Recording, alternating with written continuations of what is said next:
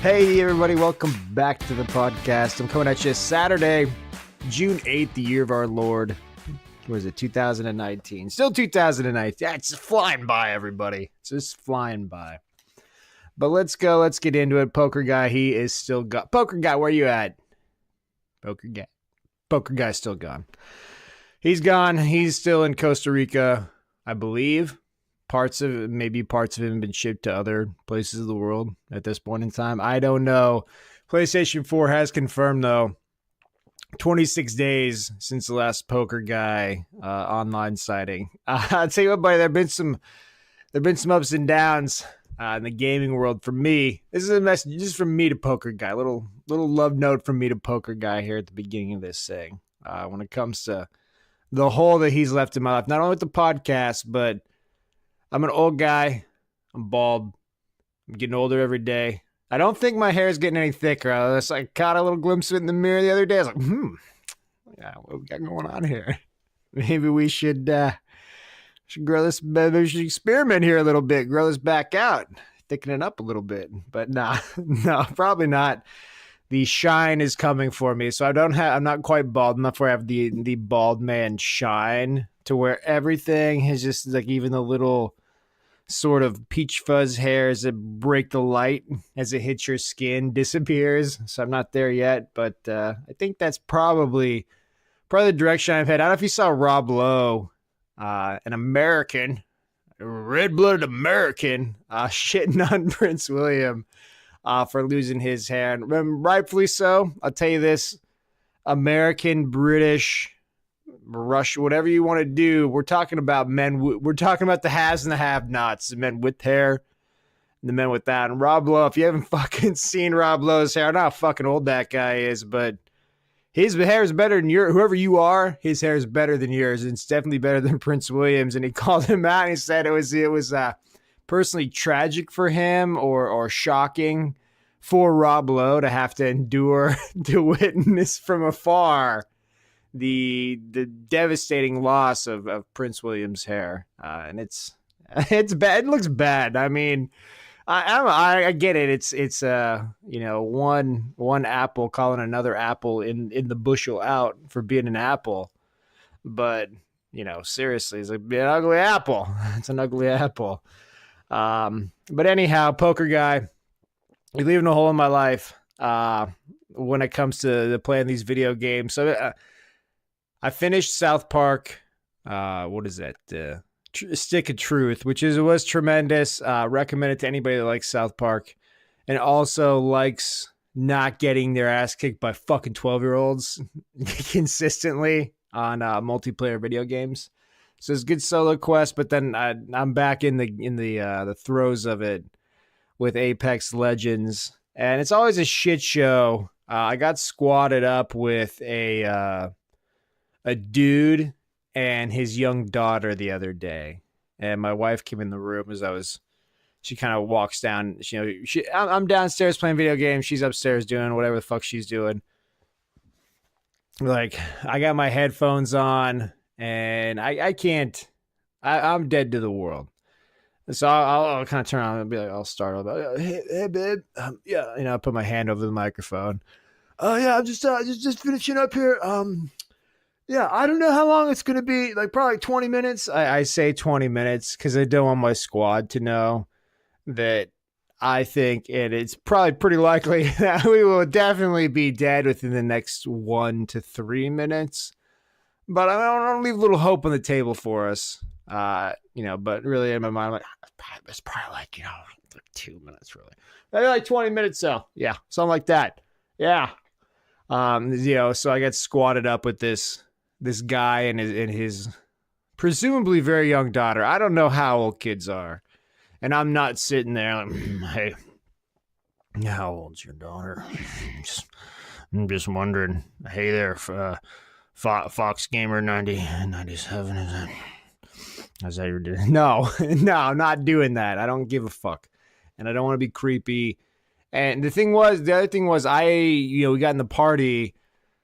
So if you haven't heard the podcast or listened to the last 3 minutes, I got a bit of a rough tongue, a bit of a sailor's mouth when it comes to using profanity And I mean, the tension runs high. the other day, I was playing this. I was playing a game. The endorphins could get going. Heart rate gets up. You got a Diet Mountain Dew in you, and you're fighting to win this thing. I'm closing in on 40 here in a few years. I'm on the wrong side of 35. I'll tell you that. And then you start to feel a little bit of that chest thump. Fuck, I was like, is this the big one? Is this the big one? Or it's like, oh shit, I better stop playing for a while. That's the sort of an intensity you can get into these things. So the language can really go in the heat of the moment. So I'm saying to myself, hey, don't use foul tones in front of this presumably not in front of, I'm wherever I'm at, they're wherever they're at, and they can end very quickly. He can shield, he can throw his fucking Captain America shield up and keep her the fuck away from my bad language at an instant. He wouldn't want to sacrifice the XP. I'll tell you that. I wouldn't want to. I'd be like, earmuffs. I'd be like, hey, little Dana, or whatever her name was. I'll call her little Dana. Hey, little Dana, get your earmuffs out. Get them out, put them on, take your headset off, and listen to Katy Perry. Not that Katy Perry song. That's about her fucking sucking somebody's dick. Not that Katy Perry song. That's about her tits. Quit listening to Katy Perry, girls under 8 years old. But so I'm trying to watch my language. But then he starts coming out, with some profanity. Good. I'm not sure, that doesn't mean I get gratuitous with it, but it takes a little bit of the pressure off me. As far as give me that shit, or whatever, letting the one or two loose in the heat of the moment. So we battled for a while. We were a worthy crew, but we did not win. I've got the photo evidence to prove it, Poker Guy. I've not been texting you because I don't know if you're checking those international rates, whatnot. Or if you're alive, I don't know who I'd be sending it to. Until I can kind of confirm that you're alive, I could be sending it to captors, to the new owner of your phone, presumably sold by your murderer, or whoever. So I don't want to text you at all. But I got photographic evidence that I had a five kill game. 5 kill game. I'm just gonna leave that out there. Be quiet for a second. Let that wash over everyone. All right, let's go ahead and move on. 5 kill games. All right, that's a lot. We're heading. Speaking of 5, the number 5. Let's try and transition skillfully into the world of sports. Game 5 coming up in the NBA Finals. Last night, your Toronto Raptors. I don't know. We have any? I don't know if we have any Canadians. I haven't really been checking where the breakdowns have been, but perhaps your Toronto Raptors. If you're Canadian or if you're just fucking sick of the Warriors, they went up 3-1, and backs against the wall. All sports cliches are applicable in this moment to the Golden State Warriors. The size of the fighting the dog, it's a fucking nesting doll. Just bush good, wonderful little sports cliches. Everything. Heart of a champion. Oh, fuck yeah.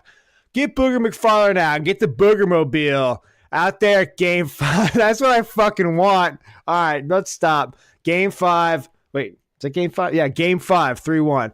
Game 5 in Portland.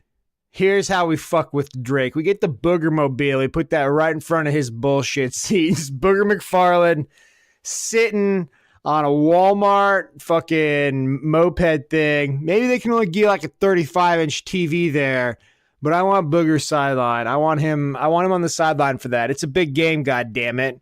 Get him out there. He's not doing anything. We need Booger. We need the cliches. That's how big this moment is, because they're coming out with them. And I'll tell you what, I haven't been watching anything this morning since that came out. Here's what I'm sure the take is. The big take. How could you have let Steph Curry get so tired in Game 3? It's got to be it, right? Is this Steve Kerr's fuck up? If you're going to let Steph Curry... Wait, if you're not going to play Klay Thompson And you're not really going to win that game. Why are you going to gas Steph? So game 4, you've got hobbled Klay Thompson and gassed Steph. Nah, probably a bad idea, right? That's got to be the takeaway. Nick Nurse is a fucking genius. They're up 3-1. Kevin Durant's a pussy. He won't fucking come back because he's a little bitch. And that's where we're at right now. The Warriors dynasty's over. It's crumbling. It's Kansas City 2015, Monday night. Trent Dilfer standing out there. Everybody's fucking right there. Just calm down, everybody. Calm down. Maybe they dust him off on Monday night. Drake fucking floss dances all over Draymond. It's a party unlike anything the country of Canada has ever seen. I mean, I get it. They love hockey up there. They love it. It's their sport. But fuck, could you imagine? Could you imagine just being a Canadian? And right now, you're just reaching your elbows right behind you, feeling the tops of your hips, trying to slide your thumbs right underneath, right there in the crack of your underpants, all right? Feel that spot. That's what you're going to do. You're going to get a little flex in the knees, and you're going to thrust those elbows against the side of your body and push your hands down. And you're going to fucking hover right over the entire country of America because they're about to shit right on our fucking foreheads by taking the Larry O'Brien trophy out of this country and into Canada. That's what's about to happen here, everybody. We're about to be robbed. That fucking trophy has never left this country, to my knowledge. I don't know. I'm not Bill Simmons. I didn't write a fucking book on basketball. I mean, how many other Canadian basketball? The Vancouver Grizzlies, they're gone, right? Toronto's the only one left. They've never won anything. Oh, my God. That's the wrong wall to build, people. We're fucking rope-a-doped us. We're all worried about Mexico and sticking their jabs. And look at the real enemy up north. They're coming in from there, taking their trophies. Fuck. I've never been a bigger Kevin Durant fan than I am right now. I've been rooting for the Warriors. I have been. I like the bad guy. Except for Kevin Durant. He's kind of a little bitch. But not anymore. Boom. I don't know who I ended up just instantly hating at one point on another solo pod. But that's happening again. I'm doing that, but reverse boom. I'm a Kevin Durant fan now. I'm Team KD. Whatever he does, he's coming back and he's gonna save the Warriors, and it's gonna be like Tiger. It's gonna be like Tiger. It's at the end of the year at the ESPYs, they're gonna fucking argue. They're gonna be like, "What was the bigger story this year? What was the bigger comeback of the year?" Right? KD, 3 in a row to win the NBA championship, or Tiger Woods Masters. Well, it doesn't fucking matter. LT Gray. So anyhow. Warriors, they're going to see if they can keep it alive, not get dusted off in Canada. I don't know. I'll be watching that from my hotel room on a very small TV at a very reasonable volume. I'm hoping for Game 7 because that's when I can watch at home over the weekend. But that's just me being selfish. I guess it's the essence of humanity right there, though. We'll get to that at the end, everybody. Don't even worry about that. All right, let's go ahead and move on. Last little bit of sports news here. This is just interesting because it is Texans related, and not having Poker Guy here, I'm gonna get it out there. And the Texans have fired their general manager. So whatever the fuck his name was, you don't even really know what his name was. Chris Gain. That may not even be his name. It doesn't matter. He's fired. He's a disgraced ex-general manager of the Texans. Fired 1 year after starting the job, 1 year into a 5-year contract. Questions. Pardon me. Need a bit of that delicious Diet Mountain Dew right there. Here are the questions, though. And here's my first question. Who did he fuck? Right? Like, who did he put his, like, not who did he screw over, but who did he put his dick into, George Costanza style, like fucking the maid? Could I not do that? And everyone's like, couldn't do that. That's number one. I mean, you got to think that, right? He fucked somebody in the office. It's got to be it. Of course, if Poker Guy were here, we all know where the onus of blame would go on. That's the head coach. The head coach runs the football team. That's Bill O'Brien. It's Bill O'Brien's fault. Bill O'Brien is a terrible football coach. All right, I'd give both sides of that. Poker Guy, you not being here, I'm gonna throw in your 2 cents on that as well. Okay, that's sports. That's sports for you. There's nothing else. There's absolutely nothing else going on in the world of sports that you need to pay attention to. You got it all right there, all of it. That Diet Mountain Dew didn't get me, didn't tickle my throat enough to prevent that cough. I apologize. Let's get moving. Let's get moving. All right. I'm going to call this a quest for understanding, because I wrote it right here. I didn't think about it that much, but I'm not going to think about it anymore. Let's talk quest for understanding. So Mrs. Fever's quest to understand Avengers Endgame 1 and 2. I don't even remember what they're called, but the last Avengers movies, the one where Thanos. Spoiler, everybody. Only on the first Avengers Endgame. Spoilers for the first Avengers movie, where Thanos snaps his little glove and people disappear. She didn't understand the last one. I won't spoil that for anybody. But if you haven't fucking watched the first one on Netflix and it's been spoiled for you, that's on you at that point.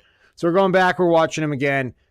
Iron Man 2. Iron Man 2 completed yesterday. Got into... All right, well, that reminds me about a Cuba Gooding Jr. specific argument.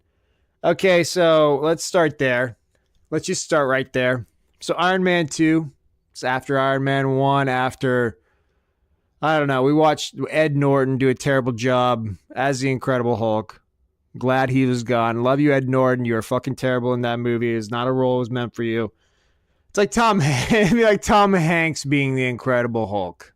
Right? Just, no. Now, Tom, I buy you as a slow-witted army specialist hero millionaire. I buy it. I buy you, yeah, astronaut. Yeah, check. A lot of roles I buy you in, but Incredible Hulk, not you, Tommy. All right, not really Ed Norton. So we watched that, and now we're back on Iron Man 2. And so the other guy, so there's a guy in the Colonel who... His name is Terrence Howard, I believe, in the first movie. But there's a character change to Don Cheadle. And I wasn't paying attention. I just remember all the last ones. It's always Don Cheadle. It's always been Don Cheadle. And I kind of forgot that Terrence Howard was ever even in the first movie. So my wife looks at me when Don Cheadle comes on, because, I don't know, she's just not as locked in to the works of Don Cheadle as I am. She's never seen Rwanda. All right. I actually got to check. I'll probably check later to make sure that is a Don Cheadle credit. But anyhow, she's not as locked into the works of Don Cheadle as I am.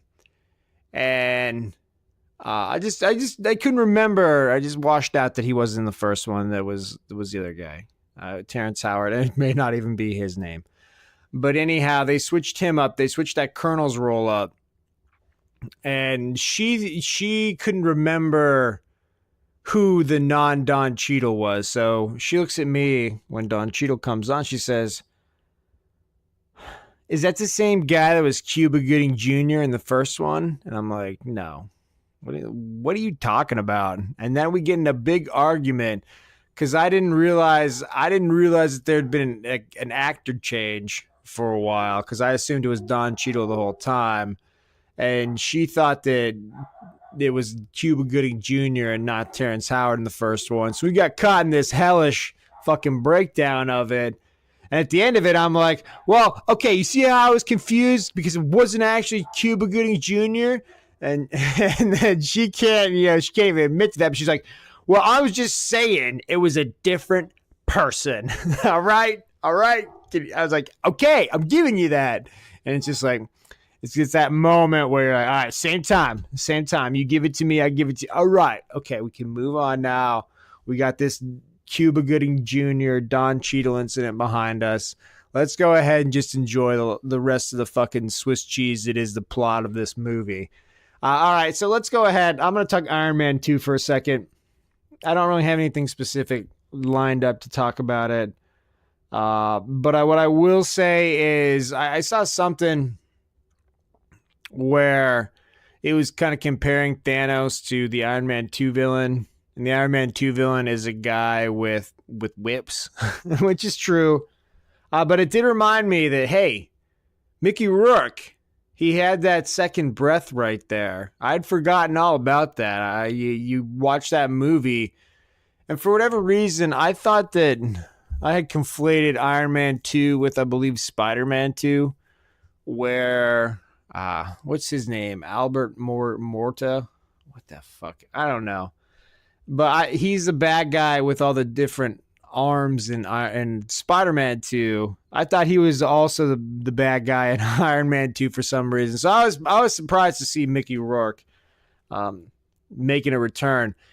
And the thing about it was here's what I'm going to say about this Iron Man technology. All right.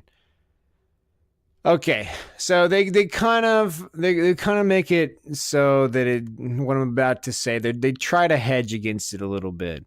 But for something that is so fucking delicate, so the first part of that movie is Mickey Rourke building his own makeshift Iron Man suit in, I don't know, some fucking cave. Basically the same as Robert Downey Jr. did. And for a piece of technology so advanced and so delicate, what the fuck? Like, I get it, all right. They're the sons of the two super geniuses that, for whatever reason, were able to figure this out, all right? And in the comic book world, genetics is a huge deal. It's a huge deal. Nature, nurture, nature's a big fucking deal. If your dad, could bend a steel bar by staring at it, so can you, right? If your dad could drink a 12-pack of beer and fucking piss his pants and almost light the house on fire, fucking so could you. Right? I mean, that's the real world. But anyhow, so it's a very strong genetic component of being able to do mathematics and, calculus. I get it. But to be able to kind of like take a bunch of PVC pipe and, ramen noodles and turn them into a fucking Iron Man suit. You see it once, you're like, oh man, Iron Man, you're fucking crazy. You see it twice, you're like, what the fuck? If you just build this shit in your garage, why doesn't everybody have one? All right, why the fuck doesn't everybody have one? Okay, they're geniuses. Got it. There are other people that are pretty fucking smart out there though too. Okay, that's all I'm saying. There's a little bit too much ease of Iron Man suit fabrication when they're, projected to be really difficult to make. All right. Other than that, it's a decent movie. You see every kind of beat coming. And then at the end, Miss Pepper Potts. Oh, good Lord. Give her the kiss, Robert Downey. Give her the kiss, Iron Man. Give her the kiss. Tony Stark, Pepper Potts. The romance begins. It's just, I'm sorry. I get emotional. Who's cutting onions in here, man? No. But, so that's a wild ride for her, right? I mean, you're like basically his pimp. I don't know. I mean, she's like the back end pimp because she's kicking the hose out. I'm here to take the trash out, like in the first Iron Man movie. She's not arranging it, but it'd be difficult to see somebody just slinging dick around like that for years and years and years, and then be like, "That's my man. That's gonna be my man." But that's not my life. All right, that's not my journey. That's her journey to make. It's Pepper's journey. Is Gwyneth Paltrow the one that fucking does all the oils and is a really bad person. I think she is. That makes it. The other thing I saw that I read is Glenn Howerton, who's Dennis and one of the creators of Always Sunny. I think he's an anti-vaxxer. Fuck me, man. You know, you die the hero, you live long enough to become the villain. That's not good. It's not good. Speaking of villains, Pat's alive. My neighbor Pat, she's still alive. It's 12:49 Pacific time, and she's been fucking up my ass already twice today. She's getting after it. All right, she's getting at, and I'm not that bad of a neighbor. All right, Pat, it could be worse. I'm going to talk about Two Bad Neighbors right now. This is one of my favorite shows. So I watched some Hoarders. We're going to do a Hoarder review. Follow Rome. Let's go.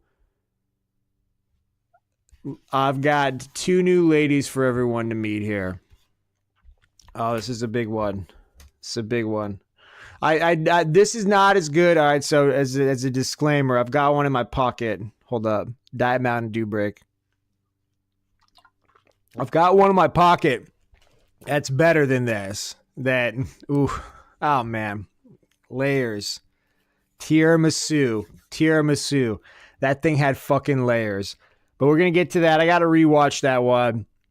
It's worth a second watch, and I want to get into that. But we're going to get into two ladies today. First one named Teresa. And it always throws me off because I just watched this more than an hour or two ago, and then they go boom, boom, boom, back and forth. And, well, I do it in a different way. I just get the whole thing out of the way, so it throws me off a little bit. Teresa. Oh, God, Teresa. So Teresa's an older lady. Estimated actual age, probably about 55. Estimated hoarding age, probably about 92. Okay, so estimated hoarding age, that I'm going to call that, it's kind of like, it's 100 degrees out here, but the humidity is 94%. So what do they call it? The heat index. Heat index is, it feels like it's, 172 degrees and you live inside of a possum's ball sack. Do possums even have balls? I don't know. Someone Google that. Now, 92. The reason that her hoarding index age or her hoarding age is so much higher is, we got ourselves another mouse situation, and she's got a son. Her son is named Chase. Chase, he's a sweet young man, and he's getting ready to go to graduate school. He's going to be a physician's assistant. He's aiming medium. Okay, he's aiming medium. Not aiming low. I'm not saying he's aiming low. All right. I'm not saying aiming medium's a bad thing. Okay. But he's not going to medical school. All right. He's going, PA school. I don't even know what I'm not in the medical industry. I don't fucking even know what a PA is. Physician's assistant. I get that. Where are they at in the hierarchy? Because you got doctors. All right. Doctors, boom, top. Well, actually, what you have is fucking hedge slush fund fucking money. People there on the top. And then you have a bunch of cunts that fucking, exploit all the actual workers. And then you have the doctors. Right? But they're at the top of the exploited worker category. So you get doctors, and then you got nurses, and then you've got, I don't know what they... Like, what are just the fucking, I don't know, what are they, candy stripers? Who's wiping shit is what I want to know. It's like, who's wiping shit? Turd drops on the floor. There's 5 healthcare providers in the room. The doctor's definitely walking out of the room. He's not walking out to grab a paper towel either. He's walking out because he's not going to fucking pick that turd up. I don't know if the nurse, someone's got to pick it up, and whatever that person is there at the bottom. I don't know where the PA falls on that. If you're a physician's assistant, are you telling the nurse? Are you like, Nurse Cunningham, pick up that turd. And then you walk out of there with the doctor? Or does the doctor walk out of there and say, like, Assistant Cunningham, pick up it's a very British hospital. Is it? I don't even know if British is Cunningham's a British name. There are a lot of Cunninghams there. That's a wealthy property. But anyhow, I don't know what the fuck we're talking about. Oh, so her son wants to be a physician's assistant. She's super proud of him for that. So he's aiming medium. Aim high, fail and be a doctor and become I don't know. I just remember I have a science degree. So I remember all the motherfuckers that were pre-med freshman year. Not so many sophomore year. And that was just basic stuff. Basic chemistry. Basic biology. The delusions, I don't know what it's like these days. That was, I'm applying for college applications in the year 2000. That's a great Conan skit from back in the day. So I was doing that back in the year 2000. I don't know what it's like 20 years later, but there's a lot of fucking kids going to college think they're a lot smarter than they actually are. You're not smart enough to be a doctor. I met this one girl. God bless her soul. She's probably a physician's assistant somewhere by now. But she thought she was going to be a doctor, and oh goodness, I don't know. Based off of her performance in our sophomore biology course, I would not want her to be my oncologist. I just wouldn't. I get it. It's great that you have a dream. I get it. It's great. But that's why they're dreams. That's why they're dreams. That's why they're dreams. Yeah, I'm here to inspire everybody. But no, not everyone's what the judge from Caddyshack said it best. The world needs ditch diggers too, and the world needs physician assistants too. Enough of me shitting on physician assistants. Jesus Christ, let's move on here to me shitting on this lady hoarding in her house. Okay, so she doesn't have a usable fridge and oven. So Chase describes his childhood. He moved out when he was 15, obviously. As soon as he get the fuck out of there, he called his dad and said, "Hey, Dad, I know you're a horrible, abusive drunk, but fuck, does your oven work?" It does? Okay. Let's go. Let's pick up some tater tots and head over to Dad's house. Let's pick up some tater tots, some 12 schlitzes, and head over to Dad's house. We're having a cookout. Sorry, Mom. There's less rats there. A lot less rats. So he bolts at 15.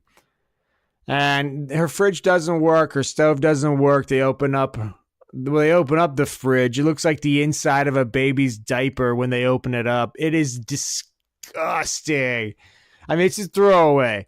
At a certain point in time, they're doing the clean out. I'm like, what the fuck are they doing? Like, they need to put that thing on a dolly and wheel that fucking thing out there. And of course, it does end up. God, inshallah. God wills it. It does end up in a dumpster. Thank God. So here's the story. Everyone's got a story, right? Teresa's story. She's married. Her husband. He's a two-time and drunk. Two-time and drunk. He's turning out on her. He's drinking. Women calling her house, leaving messages for her husband. That's the sort of respect she's got going on. And then it all falls apart. He leaves. Her son leaves. And she's left alone. Left alone with nay but her thoughts. Not good. And her hoard. Good. Hoard, good. Thoughts, not good. Hoard, good. So what does she do? She strengthens her hoard. And weakens her mind. Because fucking I don't know what is going on in her head. But it is not much. It is not right. And it is very scattered. Teresa, help me out here. Put together a couple sentences and make sense. And she can't do that for a lot of people for most of the show. Well, they bring in the crew, they bring in the shrink, and the first thing they do is they throw Teresa and her son in the room at one point. They're like, all right, help your mom clean this out. And she sits there. He's like, all right, Mom, I'm gonna throw this away. She says, nah, Mom, it's covered in rat piss and shit. Can we throw it away? No, okay. Then he comes out. He sees how horrible it is. Him and the rest of the family are hanging out under the tree.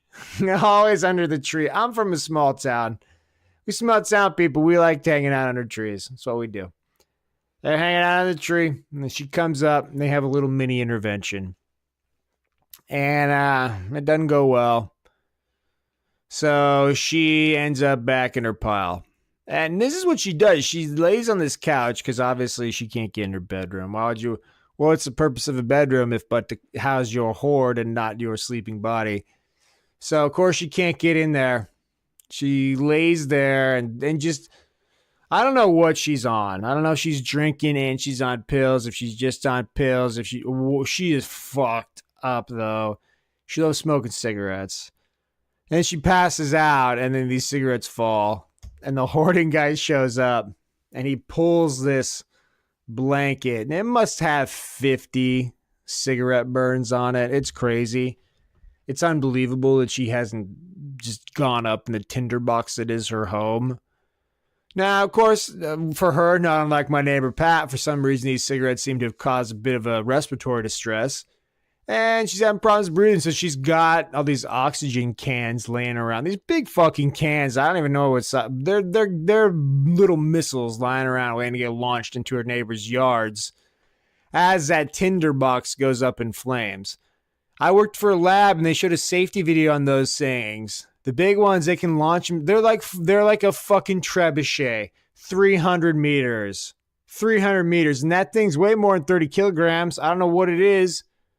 It's more than that, though. Probably 100? 150? That's like 300 pounds for all you Americans that can't in any way multiply something by 2.2.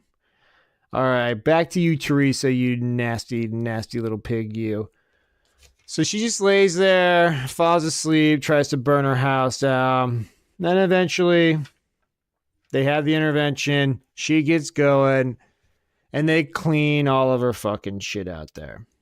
And then classic day 2, all her items are in the dumpster, and she goes dumpster diving.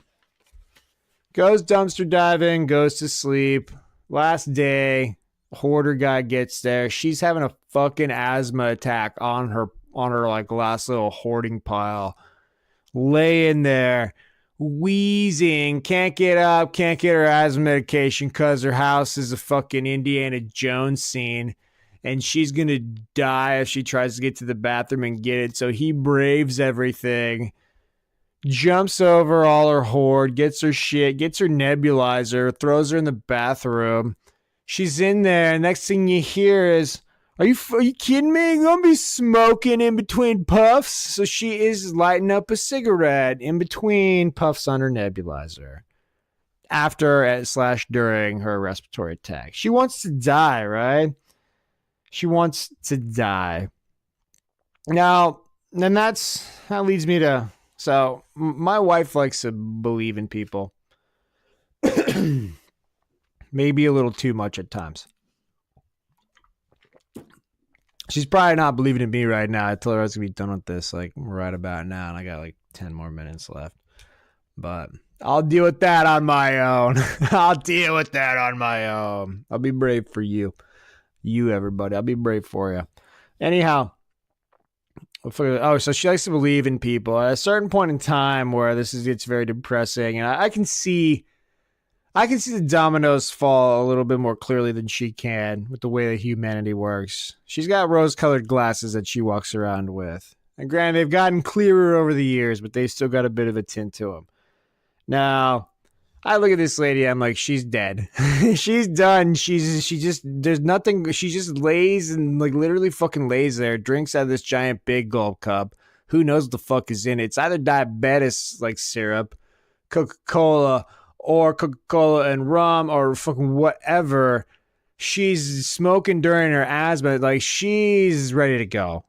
She's ready to go. I look at my wife. I say, hey, they should, someone should just walk up behind her and bop her on the fucking head and get this thing over with.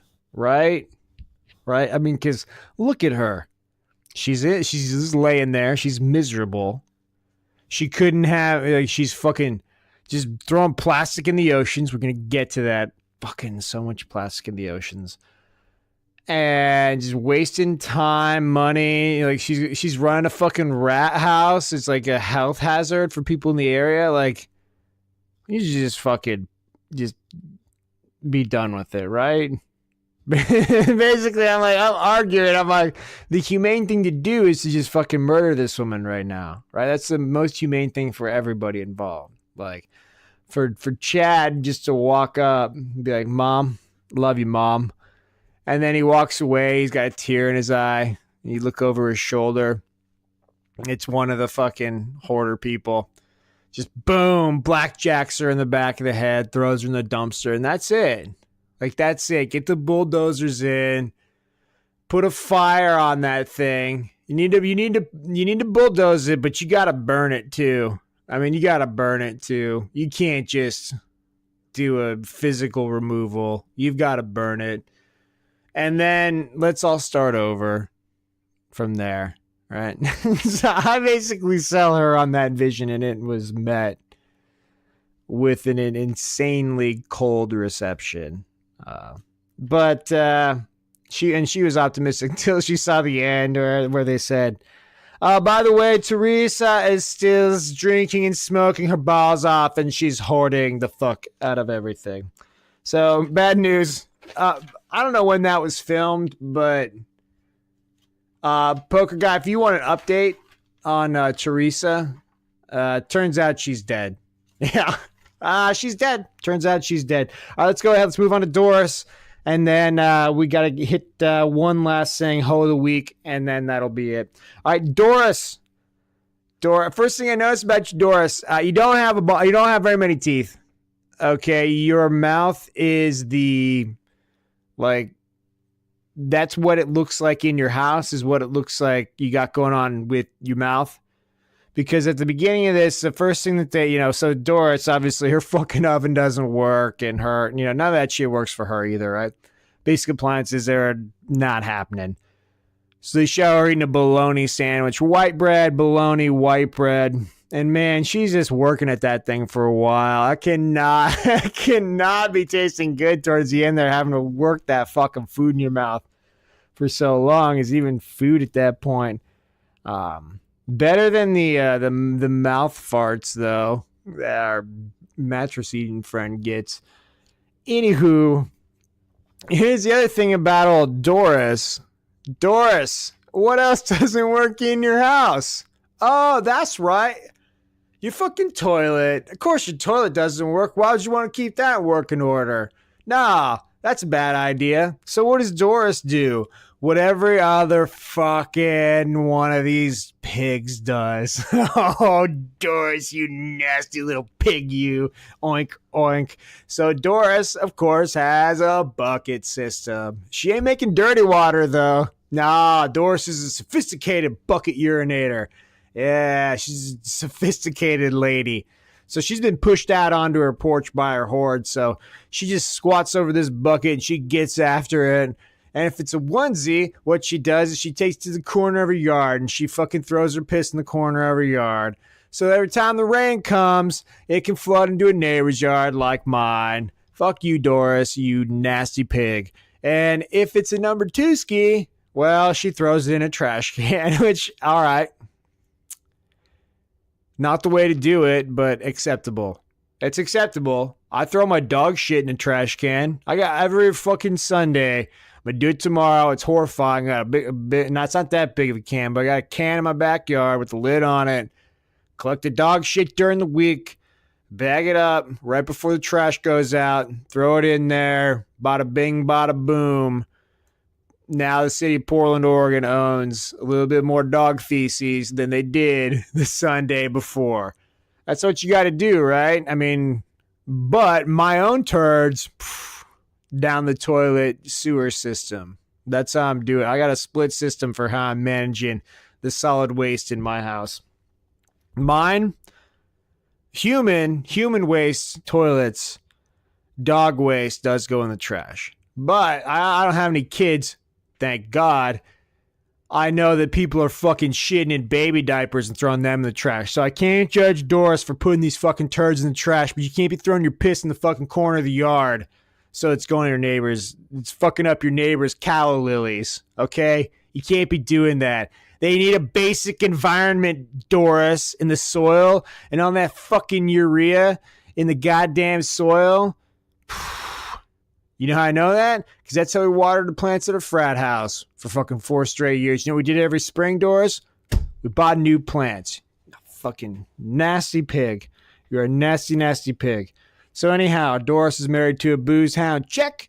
Shop to fill the void. She's got a daughter, Cynthia, who hates her and her horde. So Cynthia, she moved out when she was 19, basically because of the horde. She made it a little farther than Chad or whoever the fuck the other nuts lady was. So she's got all this. She's a classic horde. And it comes out. They finally get to the point where they can get the damn horde out. And then the cleaner guy walks up to Doris and he goes, Doris, hey, come here real quick. We got a bit of a problem. Okay. Okay. Come here real quick. Yeah. All right. See this thing? Oh my God. Yeah, that's a rat carcass. It's a rat carcass. The issue is we found it right there. And Doris looks at this bold face, fucking straight face, says, you found it in there? Yeah, surprised as could be. You found that in there? I am aghast. I cannot believe that this would be amidst that 6-foot pile of rubbish and fecal matter. What can I say about you? I like you. You're one of these other guys. You keep showing up on these shows. You're thinking outside the box. We should be looking for rat carcasses. So they come after her. He's a little different shrink in this one. I liked his attitude. He's like, I want her to fucking feel it. He's like, I want her to feel it. I want her to have to feel making good decisions under stress. And stress would be the right word because Doris almost breaks. All right? Doris almost breaks. After day 1, they have to rally. Day 2, they get her going. And the granddaughter is like her fucking muse. She's the only one that can connect with grandma and get her to throw out. She's like, Grandma, you see this right here? You see how there's piss all over it? Can we do this? Can we throw this with Grandma? All right, high five, Grandma. And then they get the ball rolling, right? And everybody gets going. And then here comes Cynthia, the daughter, at the end. And she's very skeptical. They do the big reveal. They all walk in. Oh, hey, Grandma, remember how there used to be rats over here? Yeah, there's not rats over here anymore. Just the stains from their piss. And they have a little clip scene where they have the actual, like, cleaners. You know, not the horde cleaners, but the, like a house cleaners go in. And I got to imagine those fuckers go in there. They just look around. And they just look at each other and nod. They're like, this shall be our Mona Lisa. This shall be our greatest fucking thing we've ever done, is getting this house into a condition where a human being can live in it. And I'll be honest, it's a dozer. Dozer and fire. That's it. That's a recipe every time. Dozer, fire, CPS. That's it. CPS, you live in now, since you couldn't do this, you live in a 250 square foot room with another fucking person who did something like this with their life. Your family has abandoned you. There's nothing left for you in the world. Your hoard is gone. Your heart is crushed. We'll see you next week, 8 p.m. A&E. All right, so that's Hoarders. Everyone loves it. Always uplifting. Let's go ahead. Let's get to Ho of the Week, and I will be out of here. Ho of the Week. Today's World Ocean Day. Poker guy, you're out there. You're enjoying the oceans. What's left of them? Ho of the Week this week. It's you. It's me. It's everybody with 46 chromosomes who's fucking drinking Diet Mountain Dew bottles and throwing the goddamn things in the ocean. I'm going to recycle this. And every fucking day, I cruise the internet. It's trash pile this, trash pile that. Let's go ahead. Our Arctic Sea. All right. I got to read this. We're talking trash pile. 7-star. This is from CNN.com, the Communist News Network, for anybody who, has a MAGA hat on their head right now. Let's go. So this is all probably fucking false then. We're not going to trust it. 8 million metric tons of plastic in the ocean every year. That seems like a lot of tons. I don't know how big it is. It's a weight of 90 aircraft carriers. We're sinking 90 aircraft carriers of plastic into the ocean every year. Okay. That's not good. Like, that's not good. How is somebody not out there? I saw these fucking people on Shark Tank like a decade ago. They're like, oh, we got these soaps and these things where now we can go to hotels and we don't have to have fucking individually wrapped things. And then, we won't be, killing porpoises every 2 seconds, as the great Bill Burr would say. No. I go to the fucking hotel every day or every week. Every week I stay in a hotel. And there are individually wrapped things. No. So what do I do? So I said something. I'm becoming more environmentally conscious, like we all should be, as the days and the years go by. And I said something to Mrs. Fever about this, I'm gonna start doing my part. And she's like, "What are you doing?" I don't have much to say. He's like, "Here's me doing my part. Number 1, reusing towels in my hotel. Boom, there you go. Number 2, I have my own toiletries. All right, so I don't use those things. So that's me helping you out, oceans. All right. And they keep going on about that. All right, so here we go. Great Pacific Garbage Patch. Oh, God. This is between California and Hawaii.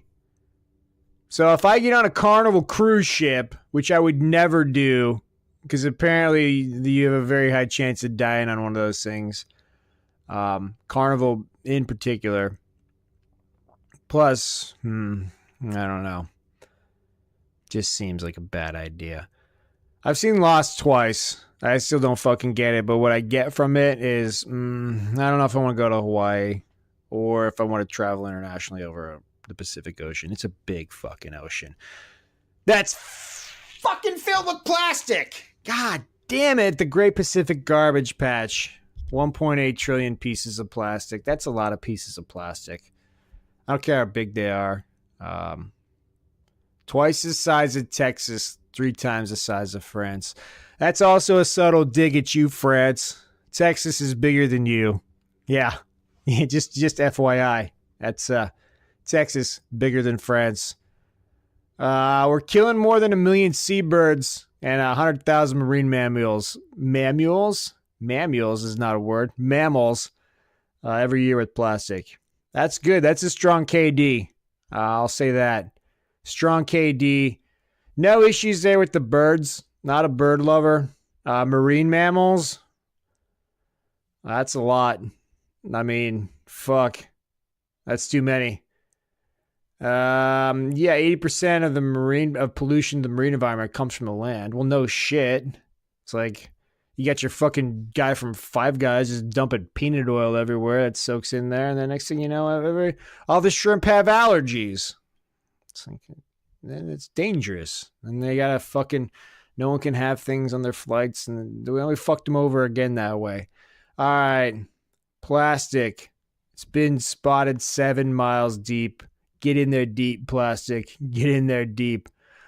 Okay, here we go. Here's a good one. By weight, more plastic than fish in the ocean by 2050.